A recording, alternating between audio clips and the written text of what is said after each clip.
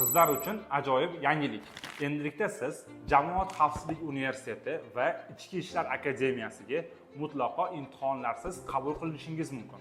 Agar sizga ushbu ma'lumot qiziq bo'lsa, videoni oxirigacha ko'ring. Ushbu akademiya va universitetga qanday tartibda kiriladi? Talablari qanday? Hozir sizlarga nizom bo'yicha batafsil ma'lumot berib o'taman. Prezidentimizning 2021-yil 29-noyabrdagi 27-sonli farmoniga binoan Ichki ishlar organlarining xotin-qizlar masalalari bo'yicha ishlash bo'limlari qoshida To'maris izdoshlari jamoaviy guruhlari shakllantirildi.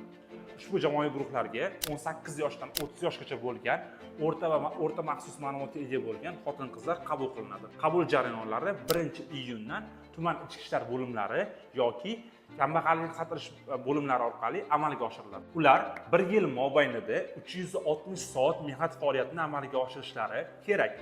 Qanday tartibda?